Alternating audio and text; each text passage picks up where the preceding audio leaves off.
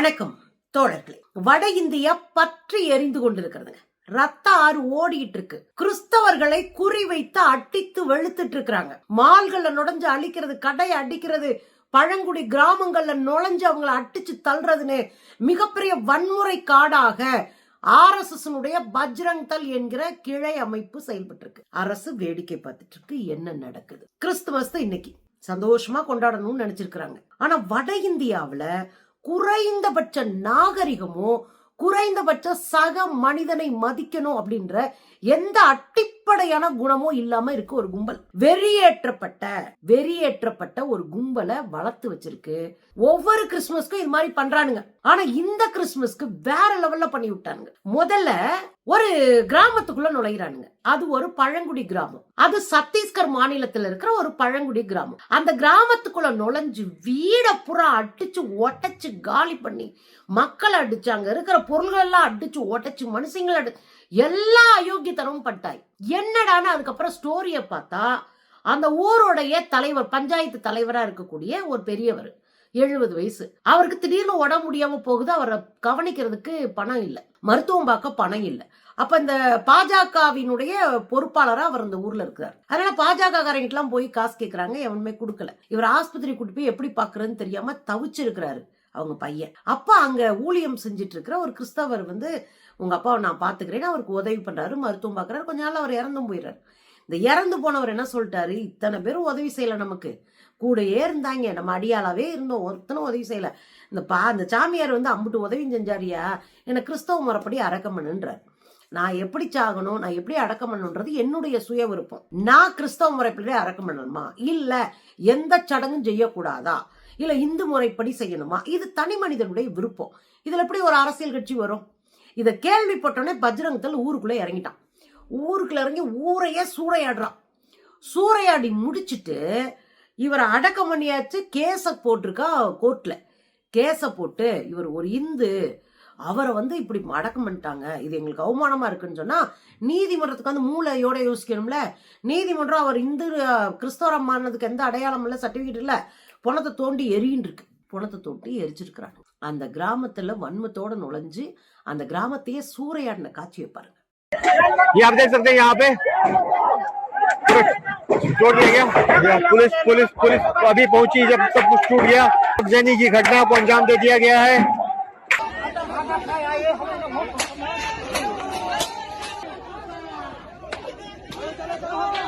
பொதுவாக இந்த Christmas, new year, இது தீபாவளி இதெல்லாம் வந்துச்சுன்னா, அதாவது ரம்ஜான் இதெல்லாம் வந்துச்சுன்னா அந்தந்த பெரிய பெரிய மால்கள் இருக்கும். அந்த மால்கள் என்ன பண்ணுவாங்க, அந்த தீமா வச்சு செய்வாங்க. இப்ப கிறிஸ்துமஸ் வந்துச்சுன்னா சாண்டா கிளாஸ் உடையது, ஜீசஸ் உடையது, அந்த ஆடுங்க பேருங்க, கிறிஸ்துமஸ் ட்ரீ இதெல்லாம் வச்சு அவங்க கொண்டாடுவாங்க. இது வியாபார உத்தியும் கூட.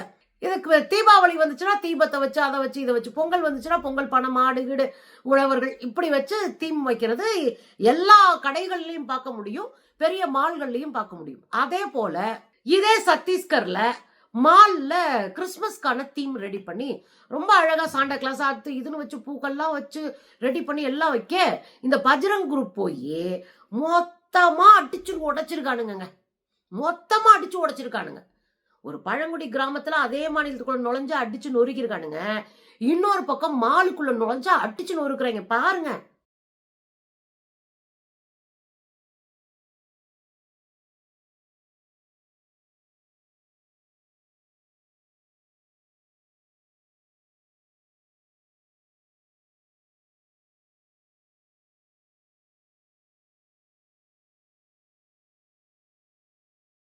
பாத்தீங்கல்ல, என்ன கருமம் கன்றாவிங்க. ஒரு மனுஷன் தன்னுடைய மார்க்கத்தை தேர்வு செய்ய உரிமை உண்டு. நான் யாரை கும்பிடணும், யாரை கும்பிடக்கூடாதுன்னு தேர்வு செய்ய உரிமை உண்டு. இது அடிப்படையான உரிமை, வழிபாட்டு உரிமை. இதை ஒருத்தன் மறுக்கிறான், அடிச்சிட்டு இருக்கிறான். அங்க எல்லா பயிலும் வேடிக்கை பாக்குறாங்களே. இது என்ன மாதிரியான ஒரு நாடு? ஒடிசாவில இப்பதான் பாஜக ஆட்சி ஆரம்பிச்சு 25 வருஷமா அங்க ஒடிசா மாநிலத்தில் இருக்கிற கட்சி தான் ஆட்சி செஞ்சுட்டு இருந்தது. இப்ப அந்த மாநிலத்தை நம்ம சாவியை திருடிட்டு வந்தோம், தமிழ்நாட்டுக்காரன் சாவியை திருடிட்டு போயிட்டா, அந்த பாண்டியன்றவன் இந்த நாட்டை கைப்பற்ற போறான், அப்படி இப்படின்னு போலி பிரச்சாரத்தை பண்ணி அங்க நாட்டை பிடிச்சிட்டாங்க. இப்ப ஒடிசாக்குள்ள இறங்கி அடிச்சிட்டு இருக்காங்க. இது வரைக்கும் அமைதியா இருந்த மாநிலம் ஒடிசா, ஒரு திராவிட மொழி பேசக்கூடிய மாநிலம். அங்க கடை வீதியில ஒருத்தர் கடை போட்டு விக்கிறாங்க. அங்கங்க கடை இருக்கு ரோட்ல. சும்மா ஒரு இதை விரிச்சு ஒரு தார்பாயை விரிச்சு அதுல கிறிஸ்துமஸ்க்காக போடக்கூடிய சாண்டா கிளாஸோடைய ட்ரெஸ், குட்டி ட்ரெஸ், பெரிய ட்ரெஸ் எல்லாம் விற்கிறாங்க. எல்லா சமூகம் சேர்ந்தவங்களும் தங்களுடைய குழந்தைங்களுக்கு ஆசையா அதை வாங்கி போட்டு தலையில ஒரு சிவப்பு தொப்பி வச்சு சிவப்பு கலர் ட்ரெஸ் போடுறத நம்ம பார்த்துருக்கோம். அப்படியான கடைகளை நடத்துறாங்க. இவனுக்கு என்ன எரியுது? அவங்க பிழைப்புக்காக ஒரு விழா வருது, அந்த விழா ஒட்டிய பொருட்களை வித்தா 4 ரூபா கிடைக்கும். அது வயிற்று பிழைப்புக்காக அவங்க ரோட்ல வச்சு விற்கிறாங்க. இந்த பஜ்ரங் தள் குரூப் போய் நின்னுகிட்டு இது இந்து நாடு, யாரை கேட்டு நீ விற்கிற, இதெல்லாம் எங்க நாட்டுக்குள்ள விற்க கூடாது. யாருடா நீங்கெல்லாம்? இந்த நாட்டினுடைய விடுதலைக்கு ஒரு துரு பிடிச்ச ஆணிய கூட புடுங்காம காட்டி கொடுத்த கும்பலுடைய அடியாட்கள் நீங்கெல்லாம். இந்த நாட்டுக்காக உயர சிந்திய ஒரு கூட்டமா இருக்கிற இஸ்லாமியர்களை கிள்ளுக்கிறையா வச்சுக்கிறது, அவங்க வீடுகளை இடிச்சுக்கிறது, புல்டோசர் தூக்கிட்டு வர்றது. இன்னைக்கு கிறிஸ்துமஸ் கொண்டாட விடாம சாமானிய வியாபாரிகள் ரோட்டு கடையை போட்டு விற்கிறான். ஒரு 10 ரூபா கிடைக்காதான்னு அதை போய் எடுன்னு போட்டு பயங்கர பிரச்சனை பண்ணிருக்காங்க. பாருங்களேன். गरीब आदमी जगन्नाथ का बेच, इधर का नहीं चलेगा। सामान बेचना हमारा जगन्नाथ प्रभु जी के सामान बेचना भगवान का बेच रहे हो? नहीं आधार कार्ड नहीं चाहिए, सब लिखता चलो। ये हिंदू हिंदू हो ना, हिंदू हो ना, हिंदू हो तो फिर ये कैसे कर रहे हो? बंद कर। परमिशन कहाँ है? तो किसी को पूछ के बेचा इधर, कहीं से ब्याह के बैठ जाओगे? अरे ये नहीं बेच सकते आप, ये जगन्नाथ देश है, जगन्नाथ चलेगा, ये सब नहीं चलेगा इधर। अरे ये लोग को मैंने मन को भोगाओ यार। இது பரவாயில்லைங்க. ஒரு பார்வை மாற்றுத்திறனாளி, அப்படியா கண்ணு தெரியாத ஒரு பொண்ணு. அந்த பொண்ணு கிறிஸ்தவங்களா இருக்கிறாங்க. ஒரு இடத்துல ஒரு சாப்பல் மாதிரி, பெரிய சர்ச்சு மாதிரி இல்ல, ஒரு சின்ன அறையில எல்லாரும் சாமி கும்பிடுறதுக்கு ரெடியாறாங்க. இது அவங்க இஷ்டம், எந்த சாமியை கும்பிடணும்ன்றது. உடனே இந்த பாஜகவில் இருக்க சங்கி பொம்பளை ஒருத்தி அஞ்சு பார்க்கவா அப்படின்ற பிஜேபி காரி ஒரு மலமாடு மாதிரி உள்ள நுழைகிறாங்க. உள்ள நுழைஞ்சு அந்த பிள்ளைய உம்புழுக்கிறாங்க. நீ கோயிலுக்கு போகாம எதுக்கு சர்ச்சுக்கு வந்து உட்காந்துருக்க, எதுக்கு வந்து கிறிஸ்தவலாம் மாறின சொல்லு அப்படின்னு அந்த பிள்ளைய பிடிச்சி உழுக்கிட்டு, நீ இந்த பறவையில கண்ணு தெரியாம இருந்திருக்க, அடுத்த பறவையில நீ கண்ணு தெரியாம தான் போறப்ப. இவ பெரிய இவளுங்க, இவங்க கொடுத்த சாவு அப்படியே தொங்கிரும். என்னங்கடா நீங்க, மனுஷனா இருக்க கூட தகுதி இல்லாத கும்பல்டா நீங்க எல்லாம். மிருகம்னு அழைக்க கூட தகுதியற்ற கும்பல் நீங்க. ஒரு பார்வை மாற்றுத்திறனாளி ஒரு பொண்ணு அவள் பிடிச்ச ஒரு சாமியை கும்பிட்டு போறா, உனக்கு என்ன எரியுதுன்னு கேக்குறேன். அங்க போய் நின்னுட்டு அந்த பிள்ளைய மிரட்டி பாருங்களேன்.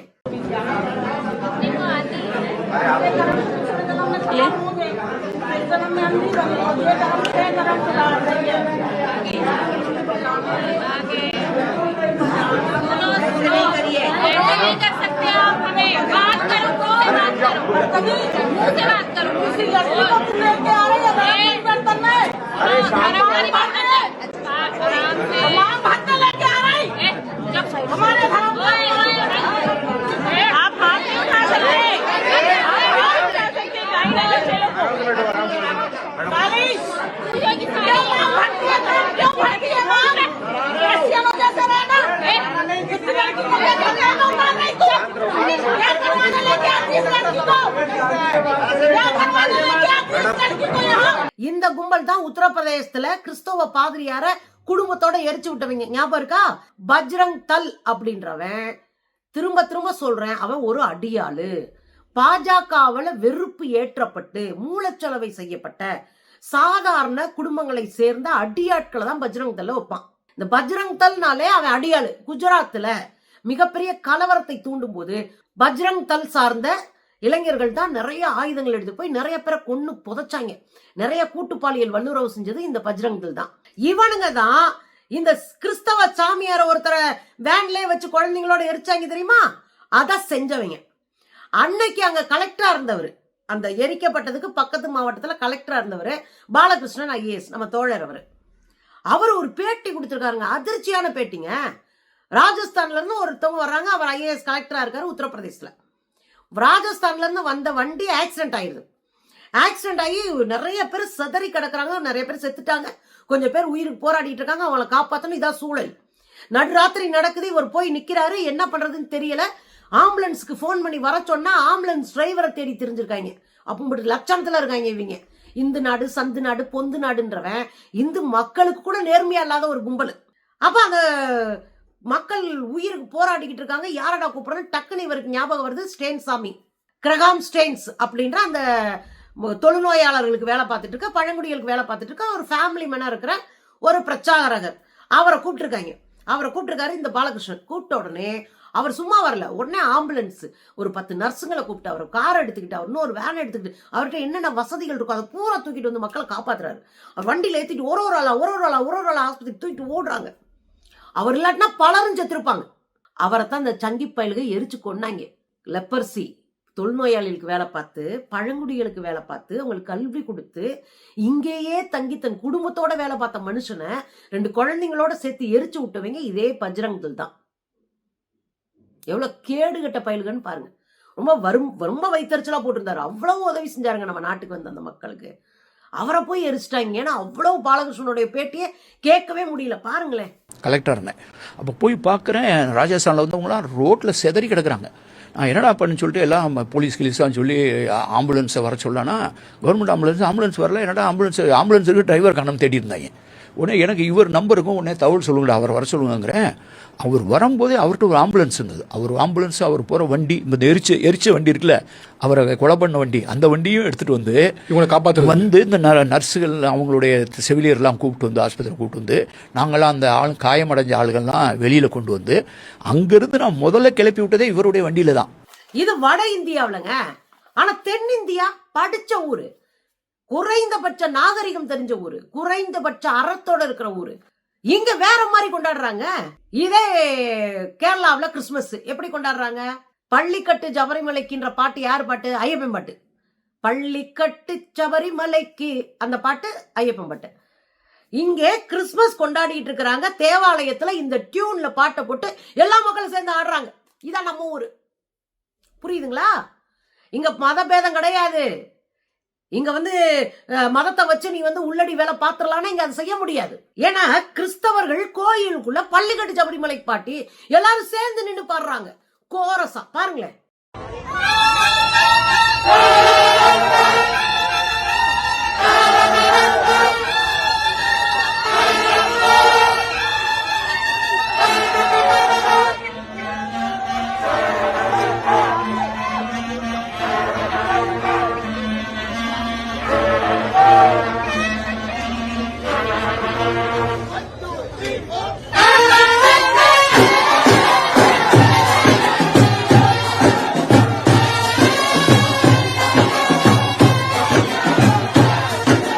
பாத்தீங்கல்ல வைபா இல்ல? எங்க எல்லாத்தையும் அனுசரிச்சு போறாங்க மனுஷன். அங்க எல்லாரும் சேர்ந்து நின்று எவ்வளவு அழகா பாடி கொண்டாடிட்டு போயிட்டாங்க. ஒரு பிரச்சனை இல்ல, வம்பு இல்ல, தும்பு இல்ல. நம்ம ஊர் மதுரையில அங்க ஒரு தெக்குவாசல்ல ஒரு பெரிய கோயில் இருக்கு. அது ராணி மங்கம்மா காலத்துல அவங்க நிலம் கொடுத்து கட்ட வச்ச கோயில், சர்ச். அது மிகப்பெரிய சர்ச், பழங்காலத்து சர்ச். அதுக்குள்ள எப்படி கிறிஸ்துமஸ் கொண்டாடி இருக்காங்கன்னா, ஒரு குழந்தை மீனாட்சி வேஷம் போட்டு, ஒரு குழந்தை முருகை வேஷம் போட்டு வருது. முருகனும் மீனாட்சியும் இங்க கிறிஸ்துமஸ் கொண்டாடுறாங்க. தானே மத நல்லிணக்கம். போய் அவங்களோட கலந்துக்கிறாங்க. முருகனும் மீனாட்சியும் அந்த தேவாலயத்துக்கு போய் அங்க இருக்கிற ஃபாதர்களோட சேர்ந்து அங்க இருக்கிற கிறிஸ்துமஸ் கொண்டாடுறாங்க. பாருங்க.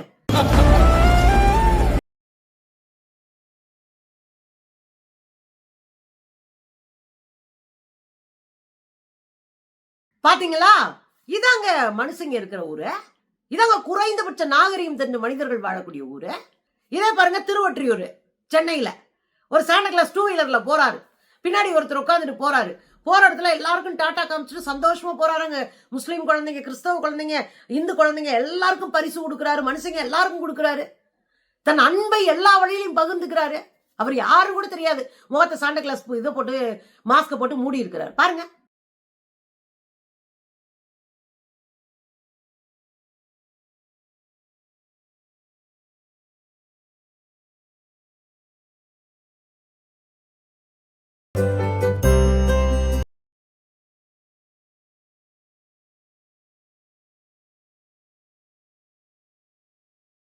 பாத்தீங்களா? பாக்குறதுக்கு எவ்வளவு சந்தோஷமா இருக்கு. இதெல்லாம் தாண்டி பெசன்ட் நகர்ல நேத்து நைட்டு ஃபுல்லா பயங்கர வைபா இருந்திருக்கு. ஒட்டுமொத்த ஃபேமிலி ஹிந்து குடும்பங்கள் ஃபுல்லா அங்க போயிட்டாங்க பெசன்ட் நகருக்கு. ஒரு 200 கடைக்கு மேல அங்க இருக்கு. அங்க ராத்திரி பூரா ஒரே வைபா. குழந்தைங்க பூரா சாண்டா கிளாஸ் ட்ரெஸ் போட்டு அப்படி இப்படின்னு ஆடி பாடி அப்படியே சந்தோஷமா கொண்டாடி இருக்கிறாங்க. பாருங்க.